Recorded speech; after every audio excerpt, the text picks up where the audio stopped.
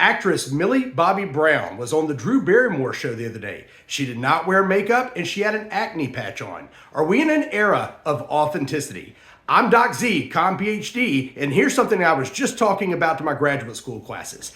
The other day we talked about Goffman. We talked about front stage, backstage, and Goffman was a theorist that's saying we produce everything. We put a front stage performance on. When we go to work, that's work us. That's not necessarily who we are in real life. I want you to think about that. When you go into the office, do you present yourself a certain way? Do you dress a certain way? Do you act a certain way? Is that your work persona? Always like to think about the episode of Friends with Chandler. He has a work persona and his boss Doug slaps him and does the bing, and he's got the laugh, and Monica doesn't like the Chandler laugh. And we talked about that the other day a little bit.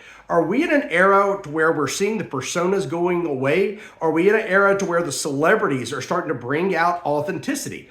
Or is it the reverse? Is the authenticity still being produced to be able to say, look at me, I'm authentic, but it's still being produced because it creates some headlines? So it's very interesting to look at this to know what the motive was for Millie Bobby Brown. Was she doing it to be authentic, or was she doing it to produce authenticity so the audience would say, hey, look at her being authentic? And look at all the headlines that are talking about this controversy right now. Is it a controversy? It's just an interesting subject to look at the idea of authenticity. And it all goes back to Goffman, to that front stage, backstage. People like to be let backstage to see maybe who you are, or what you're like when you're not on camera, or what you're like when you're not at work, and who your true self is. People like that background. People like that view of seeing stuff that the public doesn't see, and that's getting real popular. So I want you to think about the term authenticity. Make sure you click like, share, and I want to hear from you on these concepts.